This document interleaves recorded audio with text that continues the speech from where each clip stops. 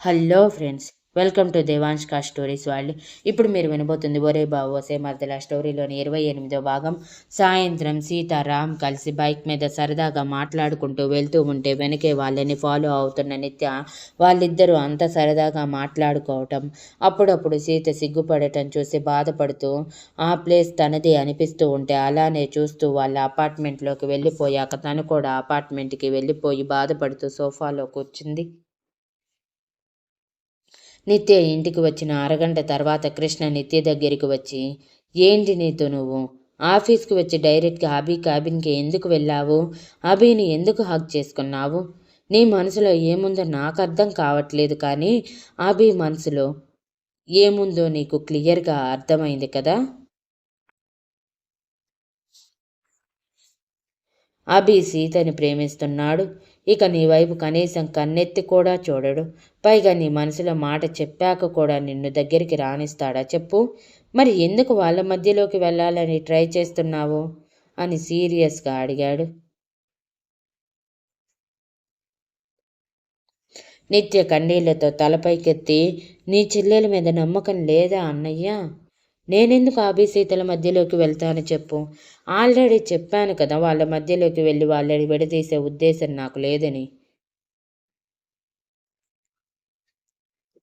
కాకపోతే వాళ్ళిద్దరిని పక్కపక్కన చూస్తూ ఉంటే నా మనసు ముక్కలవుతున్నంత బాధ. ఆ ప్లేస్ నాది అనిపిస్తుంది, కానీ అది ఎప్పటికీ నాది కాదు అని వాస్తవం చెప్తూ ఉంటే తట్టుకోలేకపోతున్నాను అంతే అని కన్నీళ్లతో అంది. కృష్ణ బాధగా తన పక్కన కూర్చొని, నీ మీద నమ్మకం లేక కాదు నీతు, ఆ ఈ ప్రేమ మీద నమ్మకం లేదు. ఈ ప్రేమ ఒక మనిషిని మంచిగా మార్చాలి అన్నా మారుస్తుంది, అదే ప్రేమ ప్రేమించిన వాళ్ళ కోసం చెడుగా మారమన్నా మారిపోతుంది. అందుకే నువ్వు అభిని హక్ చేసుకోగానే చిన్న అనుమానం వచ్చి ఇలా వచ్చేశాను. ఆఫీస్లో అడిగితే బాగుండదని, పైగా నిన్ను అమ్మ ఇంటికి తీసుకురమ్మంది, అందుకే వచ్చాను అని అన్నాడు. నాకెక్కడికి రావాలని లేదు అన్నయ్య అని చెప్పి పైకి లేచి బాల్కనీలోకి వెళ్ళి తన ఎదురుగా స్ట్రైట్గా కనిపిస్తున్న రామ్ ఫ్లాట్ వైపే చూస్తూ ఉంది. నిత్య రామ్ ఫ్లాట్ తీసుకున్నాడు అని తెలియగానే ఆ అపార్ట్మెంట్లోనే తన ఎదురుగా ఫ్లాట్ కోసం ట్రై చేసింది. కానీ అది ఆల్రెడీ తీసేసుకున్నారని తెలిసి ఆ అపార్ట్మెంట్లో మరో ఫ్లాట్ కోసం ట్రై చేసింది. అన్నీ అంతకుముందే బుక్ చేసుకున్నారు, అవైలబుల్ లేవని. ఎవరినైనా ఖాళీ చేస్తే ముందు తనకే చెప్తామని చెప్పటంతో ఎలాగైనా సరే రామ్కి దగ్గరగా ఉండాలని తన పక్కనే ఉన్న అపార్ట్మెంట్లో ట్రై చేస్తే సేమ్ రామ్ ఫ్లాట్ కనిపించేలా ఎదురుగా ఉన్న ఫ్లాట్ దొరికి అక్కడ తీసుకుని డైలీ ఉదయాన్నే లేచి లేవగానే రామ్ ఫ్లాట్ వైపు చూడటం అలవాటు చేసుకుంది. రామ్ వర్కౌట్స్ చేస్తూ ఉన్నంత వరకు అక్కడే ఉండిపోయేది. ఇప్పుడు సీత వచ్చిన దగ్గర నుంచి రామ్ వర్కౌట్ ఆపేయటంతో అసలు బాల్కనీ సైడ్ రావటం కూడా తగ్గించేశాడు. సో నిత్యకి రామ్ దర్శనం కూడా తగ్గిపోయింది.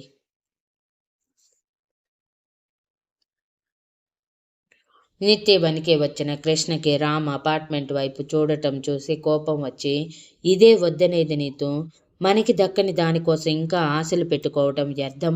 అది నువ్వు అర్థం చేసుకుని మూవ్ ఆన్ అవ్వటం బెటర్.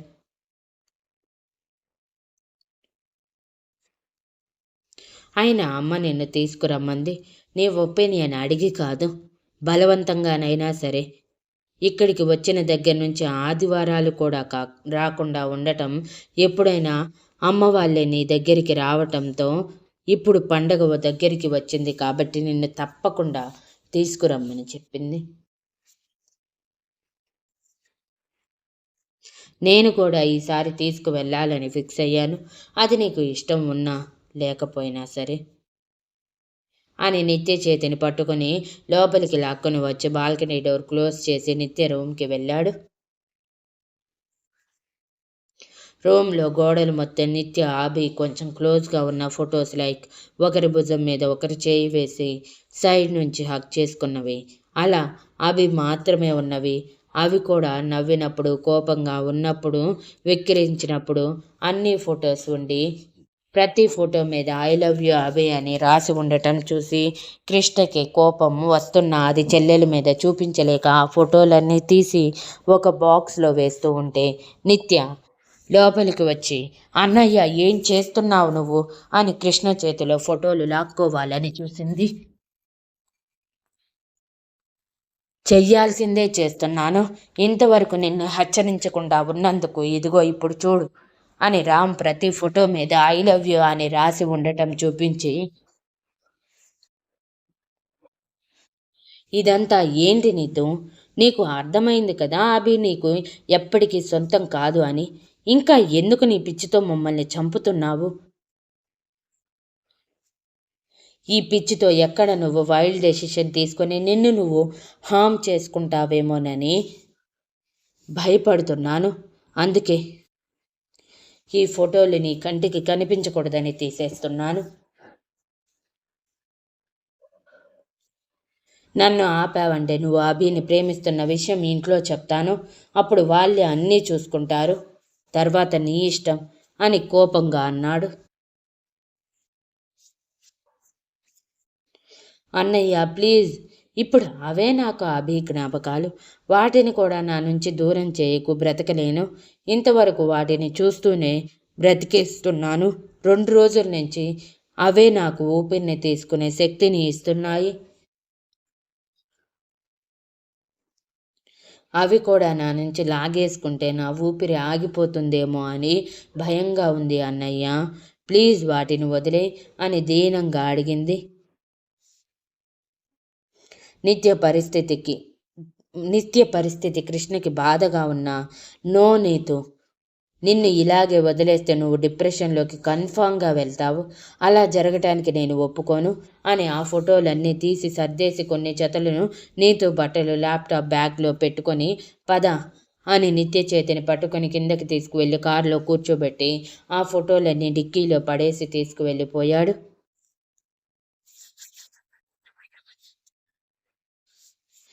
ఇంటికి వచ్చిన సీతారాం ఇద్దరు ఫ్రెష్ అయ్యి హాల్లో సోఫాలో కూర్చొని బావా కొరియన్ సిరీస్ పెట్టు, చూసి చాలా రోజులవుతుంది అని అంది.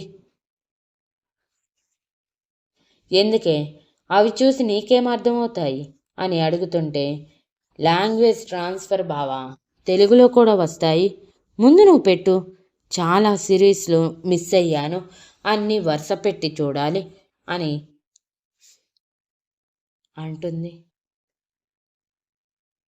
ఆల్రెడీ ఇంటర్నెట్ ఉండటం కాదు,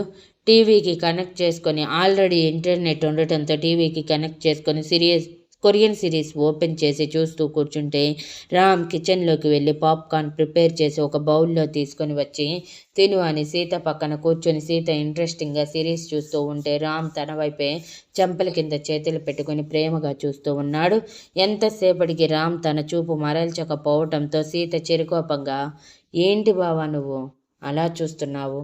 నన్ను డిస్టర్బ్ చేస్తున్నావా అని చేతిలో పాప్కార్న్ని రామ్ మీదకి విసిరేసి అడిగింది. అలా ఇలా బాగున్నావు సీత, చూసే కొద్దీ అలా చూస్తూనే ఉండాలనిపిస్తుంది. పైగా ఆ సిరీస్ చూస్తున్నప్పుడు నీ కళ్ళల్లో మారే భావాలు, కోపం, బాధ, భయం అన్నీ ఒకేసారి చూపిస్తుంటే సూపర్ అసలు అని అన్నాడు. రామ్ కళ్ళల్లో భావం సీతకి అర్థమవుతూ ఉంటే సీత చిరుసిగ్గుతో బుగ్గలు ఎర్రగా చేస్తూ, బావా నువ్వు అలా మాట్లాడకు, నాకు ఏదోలా ఉంది, నేను వెళ్ళి డిన్నర్ ప్రిపేర్ చేస్తాను అని పైకి లేవగానే రామ్ సీత చేతిని పట్టుకుని డిన్నర్కి బయటికి వెళ్దాం. బయటికి వెళ్ళి చాలా రోజులైంది కదా, పైగా రేపు సండే, మన కొలీగ్స్ అందరూ డిన్నర్కి వస్తున్నారు, వాటికి సంబంధించినవి కూడా తెచ్చుకోవాలి కదా అని అన్నాడు. అవునా? అయితే నాకు chicken biryani, chicken lollipop, chicken 65 ఇవన్నీ తినిపించాలి అని ఎగ్జైటింగ్గా అడిగింది. రామ్ నవ్వుతూ, తప్పకుండా, ముందు వెళ్ళి రెడీ అవ్వు అనగానే సీత సరే అని హుషారుగా వెళ్ళి చుడిదార్ వేసుకొని రెడీ అయితే రామ్ చక్కగా white colour checks shirt, blue jeans వేసుకొని టక్ చేసుకొని హెయిర్ సెట్ చేసుకుంటూ వచ్చి వెళ్దామా అని అడిగాడు. రామ్ని అలా చూసిన సీత చిరుకోపంతో, బావా, నువ్వు ఏ డ్రెస్ వేసినా ఇలానే హ్యాండ్సమ్గా కనిపిస్తే చాలా కష్టం తెలుసా? ఇప్పుడు వెళ్ళే దగ్గర ఎంతమంది నీకు లైన్ వేస్తారో ఏమో, ఆ నిత్యలాగే ఎంతమంది నీకు పడిపోయి నీ వెనక తిరుగుతారో ఏమో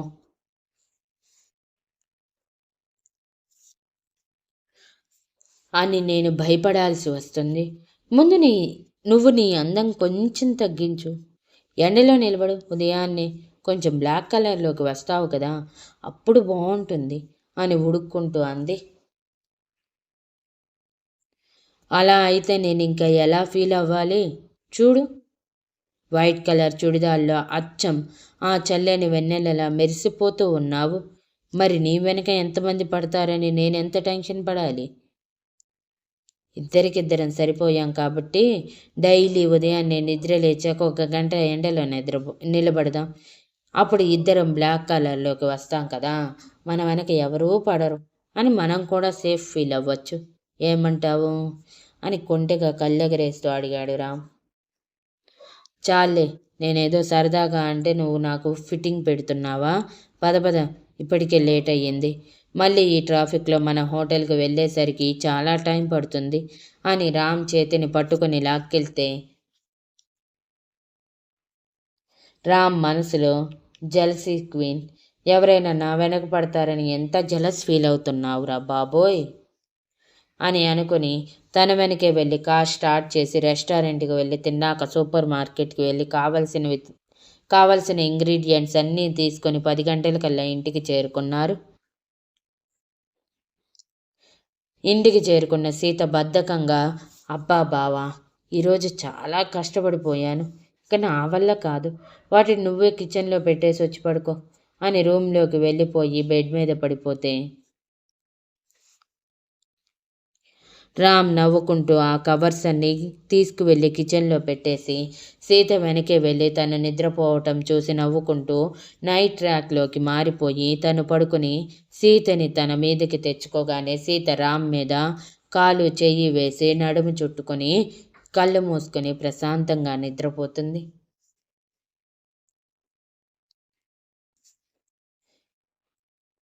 thank you for listening and please like, share, comment and subscribe.